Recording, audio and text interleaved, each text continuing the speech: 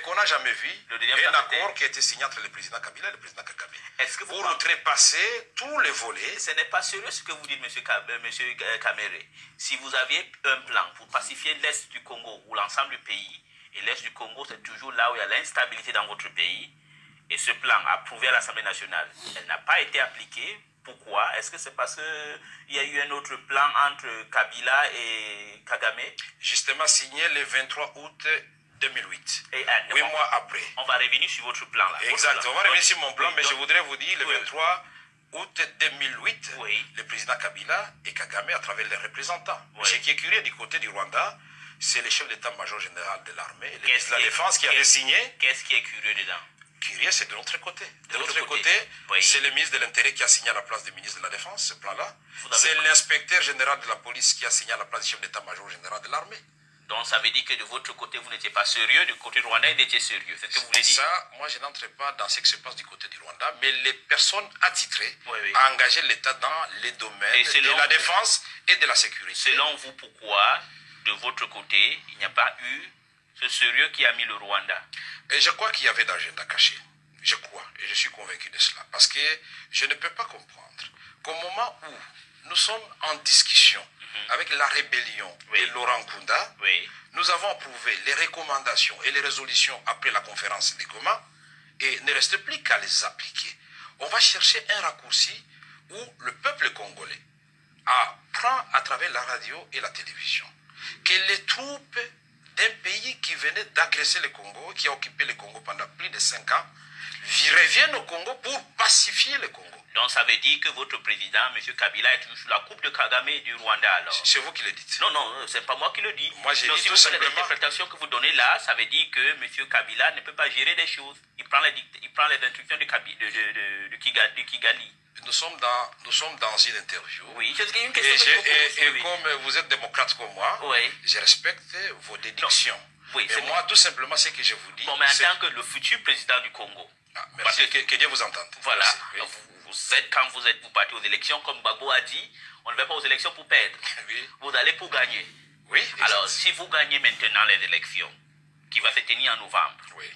alliez-vous revoir les termes de négociation qu'il y a eu entre la République démocratique du Congo et son voisin, le Rwanda?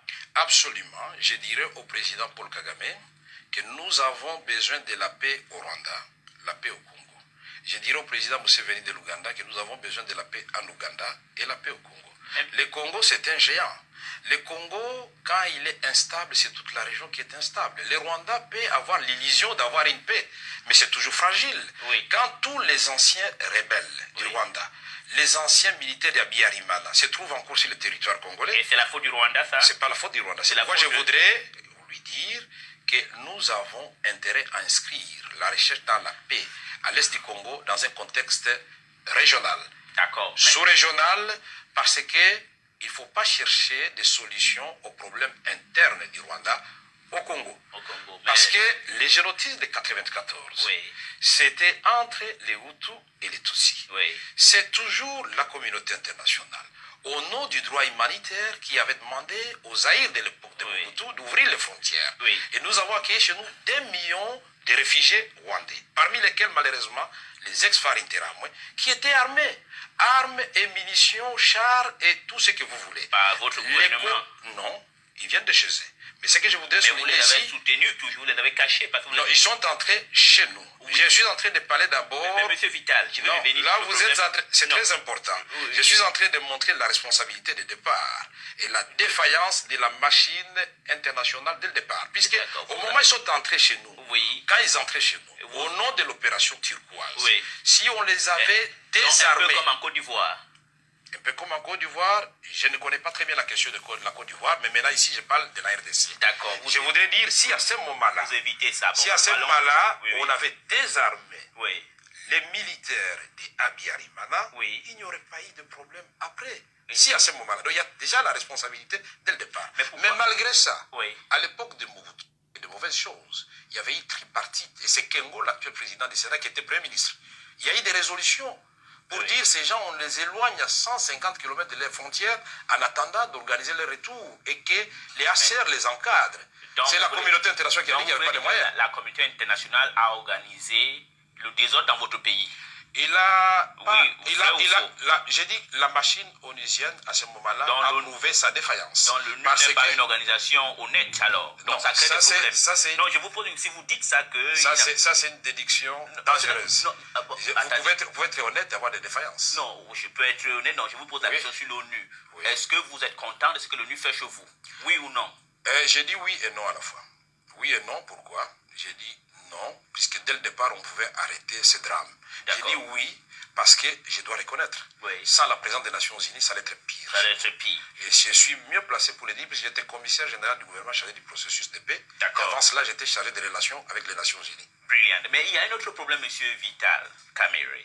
Vous passez votre temps à accuser le Rwanda. Eux, ils ont la croissance économique, ils sont stables, mais vous êtes dans le désordre. L'Est du Congo, c'est le grand insécurité. On viole les femmes chaque jour. Qu'est-ce qui se passe? Vous étiez là. Exact. On a violé les femmes quand vous étiez. Exact. Qu'est-ce que vous aviez fait? Je ne suis pas d'abord une armée, mais ce que je dois dire, sous ma présidence à l'Assemblée nationale, vous avez voté droit. Condamné, tout est érigé en... Et même... Alors, messieurs patriotes, vous avez suivi l'intervention ou bien le message de M. Kamerhe. Lorsqu'on a commencé à violer les femmes congolaises, le monsieur était président de l'Assemblée nationale, mais il n'a rien fait pour arrêter ce massacre. Ce monsieur, c'est un caméléon. Il ne travaille pas pour la RDC. Chers patriotes, les caméléons changent de couleur, mais l'intérieur reste le même. Il est voleur, il restera voleur. Bandeko, pêcheur n'a poisson qui a amitié à la raté.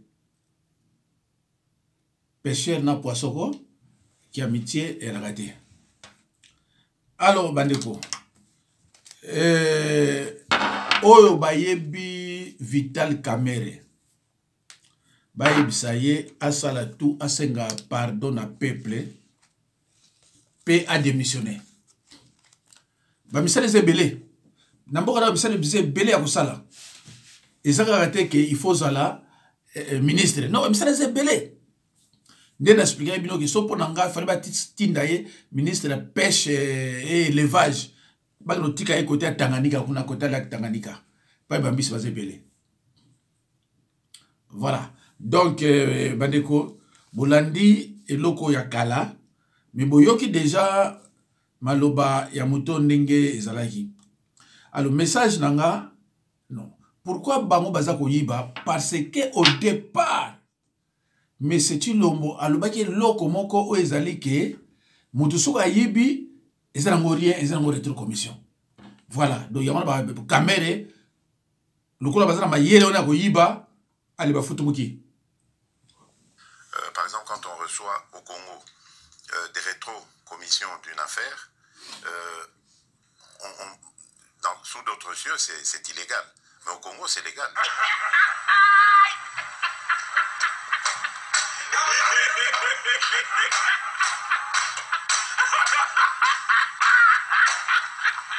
Ça tombe plutôt dans le sens de rétro-commission. Ça n'est pas du détournement.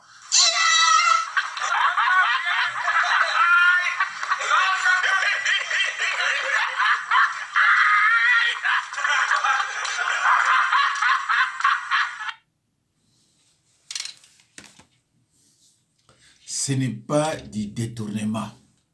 Caméra yoki. Hein? Caméra yoki go? Et tant yoki siko.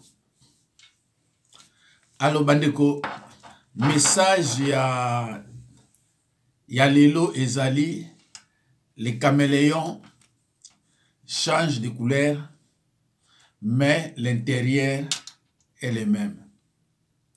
Ezali Tindoki, un sorcier qui se déguise en église à chrétien. Mais mon thème, il a toujours bindo.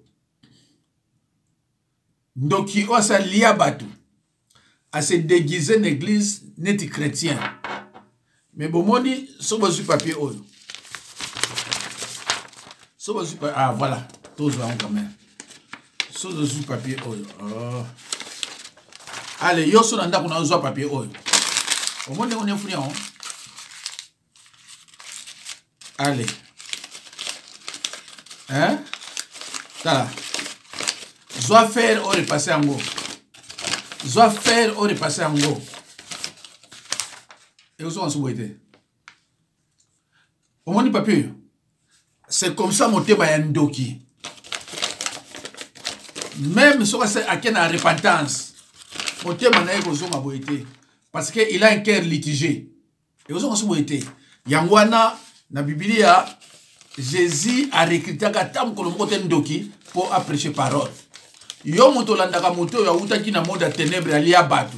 O nzambe muta lokotinga nzambe lokotaka ba sorcier na ba sataniste. Nzambe lokotaka ba oyaye.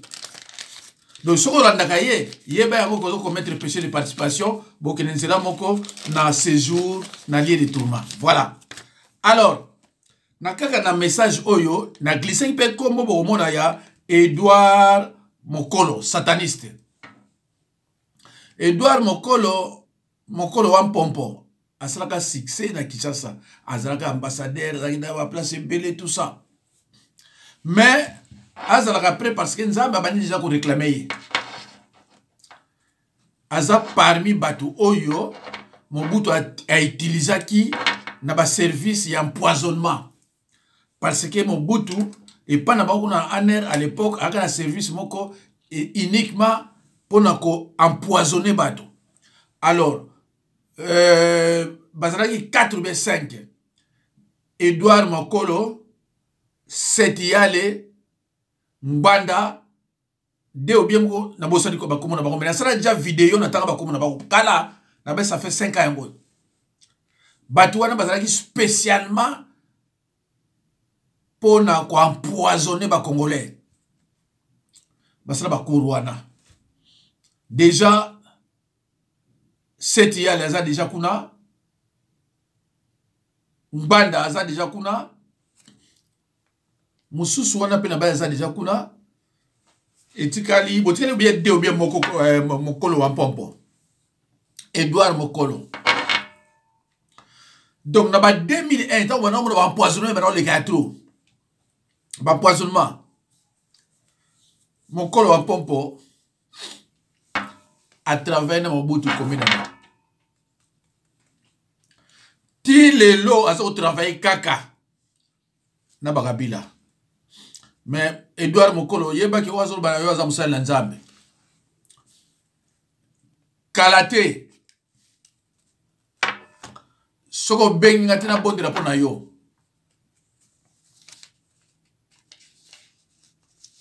Aucun allié de tourment. Oba bengi séjour de mort. Ba on a cité, ba ça déjà kuna. Okutana bango. Bozalaki bateau, bozalaki ba intouchable côté empoisonnement. Dada. Yo mutolobi oza congolais, osali mon service ya empoisonnement pour qu'on empoisonner ba congolais. Et tant que que mutu azaki congolais te, vous contestez. Ma kamona zolo basoko ngoyeba oyeba yango. Faut benga nani professeur azakasu na mboka nini wana nani professeur Yombi. Faut que tout na papa ya journaliste yo nani oya mutabandi ndo na boseli komona ye. Parce que ba makambo ko banda ya indépendance. Mobutu da ba musala na ye. Ba dégâts bana ko sala. Il faut que tout na ngona bato ba Congo d'abord 80%, non 70%, 25% na bato bandondo. Et 5% wana de pour ko na bato mususu. Biso de to yimba kamona tango ndika. Ta to lo wana biloke oyo aza congolais te ndima. So ngo ndima te talio. So to bi oyo bakanga yazaki muyibi ndima. So to bino oyo azakane erote ndima amoko za zoba. Oui, amoko za zoba. Alors toko zonga na yango mikoleko ya tango na osala ba vidéo ezo parler de peut-être de 58 ti ba 65 70. Alors, ba oyo bakolanda vidéo oyo na ngono bana bino boye o baza ba congolais en dehors ya RDC. Oyo baza ba congolais en dehors ya RDC. Voilà, c'est-à-dire ba diaspora. Diaspora ni koloba muto so ali banda ya RDC. Nazolo bana bino botika totika ba famille na RDC kuna. Donc bokende ko s'enrôler. Bokende ko s'enrôler o bakine Kisasa. Soko ke ko s'enrôler te. Okene sou Kisasa te. Il faut boyer baka bato bozo vivre na bango ba mentalité na bango. COVID-19 est là, mais bango kuna te le ba taxa rambo. Soki basali ke batu o bazana libanda ya mboka ba s'enrôler et loko moko ebomo pe na sima. Et loko moko ebomo pe na sima oyo bakotia barrage na biso bato poto kitasu na kinité. Nga problème ya tenga za français. C'est-à-dire naza na besoin okende kuna te. So na ngoko kende RDC na zui awa pour mbala moko mwanda toboma na kenanga.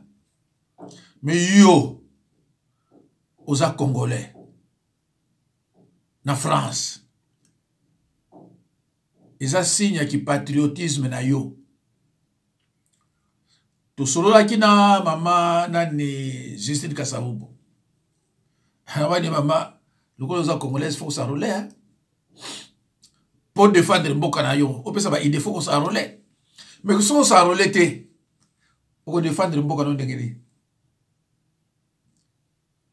On continue aux en opposition ndengeni, parce que ba ibioté.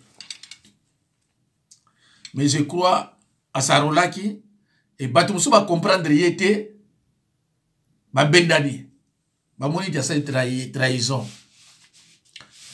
Ndeko faut comprendre ba makabu faut ozana mutu. Tant que le s'enrôler, c'est un piège. Faut comprendre ça. Tant que le s'enrôler, c'est un piège.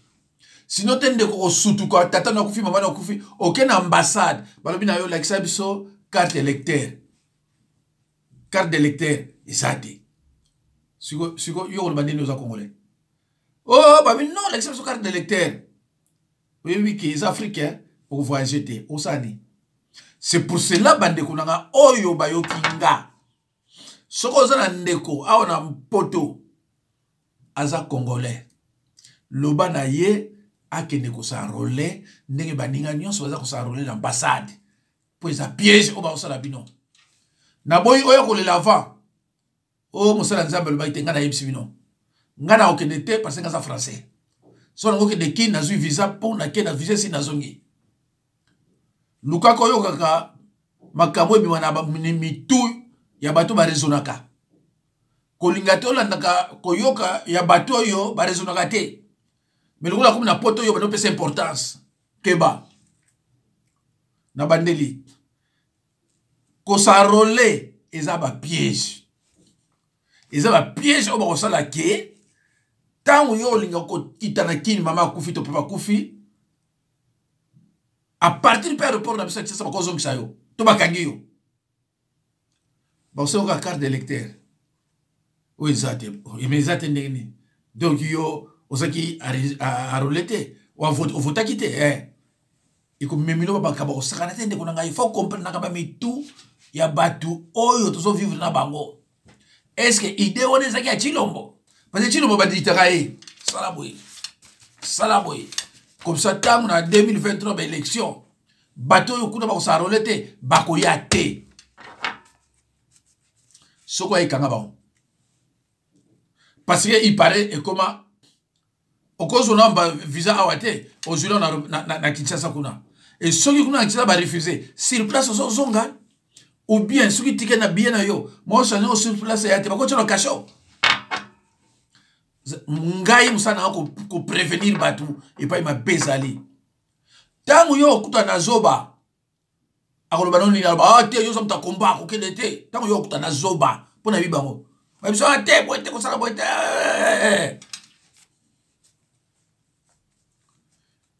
Mes chers frères et sœurs, chers patriotes, les conséquences, conseils, plus que les conseils même. Il faut que yebaka, ce que vous vivre, nani yoko luka yoka et nani yoko luka yoka te. Parce que tous les maquillés na poto surtout batu oyo vraiment bazana ba intelligence na ba sagesse et belé ba kuma ba mener awa. Alors tango zo na mutande ngona sala pe na mwa mayele. Luka pe yo oye ba ye, est-ce que ça français, est-ce que ça allemand, est-ce que ça belge, yo foye ba kayango. Parce que mutu so zo bana yo ko kendete yazane belge, yazane français. Tango yo koy la yo au baby. Voilà. Donc bandeko na sali quand même et loko on a ko sala attaque musala nzambe patriote pona baninga msuba comprendre. Alors bomoni ye tout à la ba msuba yebiete yeyo akoma sénateur azoka mbongo attaque sénateur mukolo wa mpompo bomoni ye Edouard Mukolo Nzambe abandi ko pesa déjà ba message abanda ko se préparer. Edouard Mukolo abanda ko se préparer.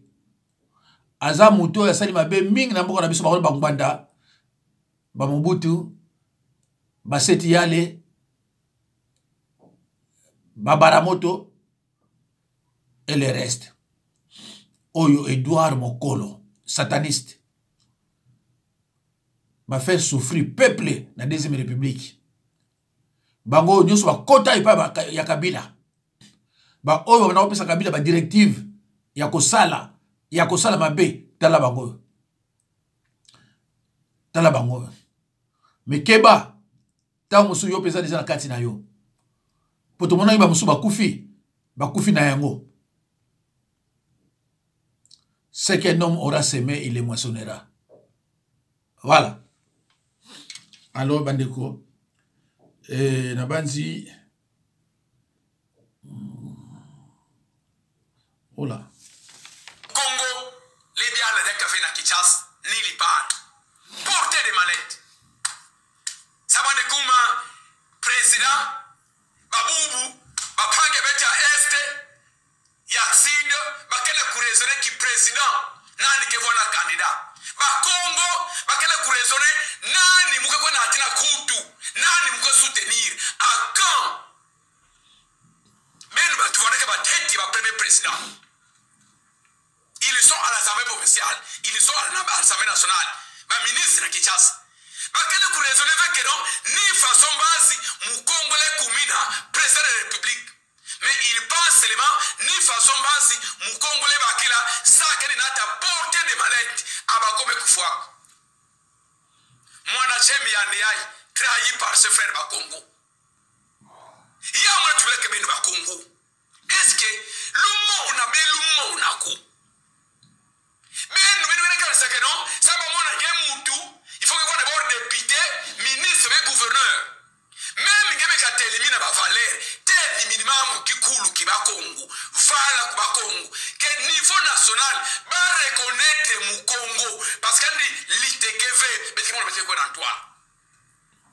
N'était Luka Amba. Pas Okolobarayo, Okolemba.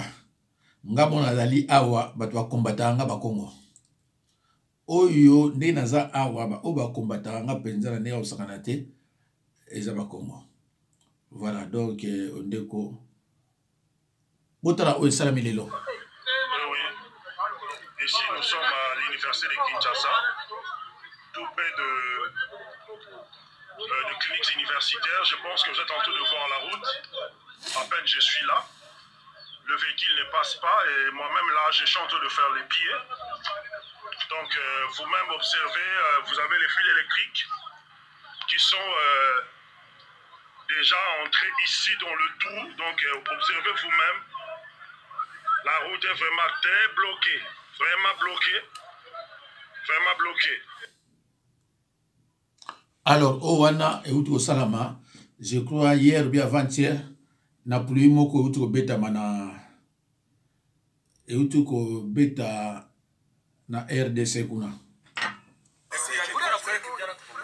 Haya, kama mnavyotazama hapa, tunakuwa ku base ya SMB, societe inayojulikana kuwa wachimbaji wa madini, lakini sasa kwa kazi anayoitumika kiongozi Mutayomba James Tani,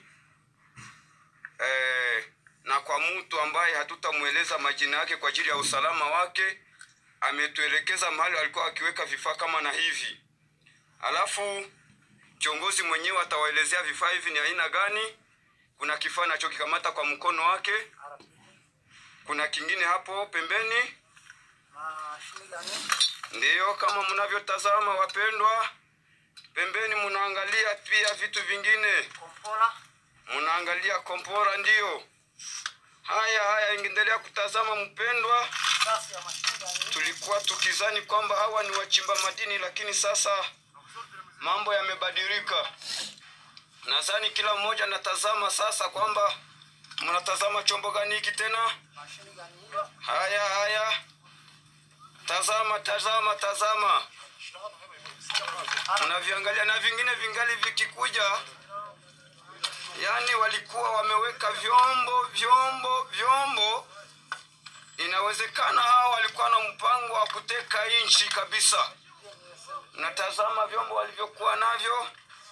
Haya, hivi serikali itajihusisha kujua hawa walikuwa na lengo gani? Ndiyo. Haya, hivi wapendwa, mmetazama.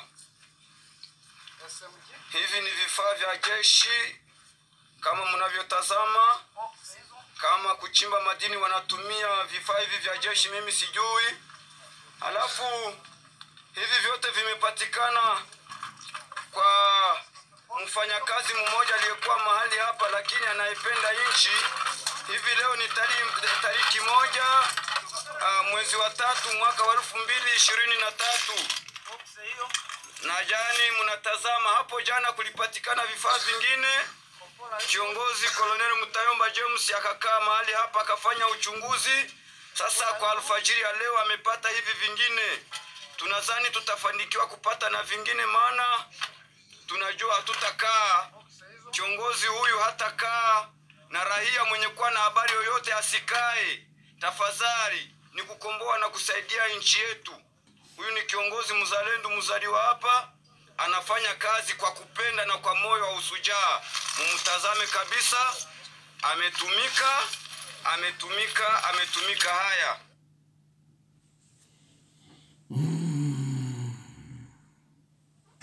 Les carrières commerciales des Ali, donc Institut de carrière commerciale, c'est rue de la Fontaine numéro 4 à Bruxelles. Donc j'ai fait ma formation en marketing et communication dans Silici. Tenez, l'Institut des carrières commerciales ne comprend que 4 facultés: comptabilité, droit, assistant de direction et informatique de gestion. Donc, la faculté fréquentée par le président de la République congolaise, à savoir marketing et communication, n'existe pas. Mais bateau na banzi bazo la Chilombo makambwa. Chilombo alibina bino kenga na tanga hakuna. Ngai na tanga hakuna. Chilombo mtalobi. Mais bino bozo sekaye ki atanga kuna tetande bochiba mituna bino. Quelle honte. Chilombo alobi yatanga hakuna. Siko bango bayebi ke ba faculté ou Chilombo alobi yatanga hakuna kuna ezalaka te. Mais Chilombo alobi yatanga ikuna. Bon babi mais non, faculté ou yuzo bana kuna ezalaka te. Mutanga wapi? Rien ne restera caché éternellement. Peut-être qu'on a eu bien été pour les sous. Lokutana munoko neti mutu azali koloba makamu ya solo nzoka frapper moyibi. Les carrières commerciales des Ali, donc Institut de carrière commerciale, c'est rue de la Fontaine numéro 4 à Bruxelles. Donc j'ai fait ma formation en marketing et communication dans Silici. Tenez, l'Institut des carrières commerciales ne comprend que 4 facultés: comptabilité, droit, assistant de direction et informatique de gestion. Donc, la faculté fréquentée par le président de la République congolaise, à savoir marketing et communication, n'existe pas. Non, namoni ba comprendre été. Si le mazo boloba boye. azalaki na faculté te mais asalaki formation au monde ba formation yaka na poto monsieur yaka na ba campus monsieur yaka na bekole même na bekole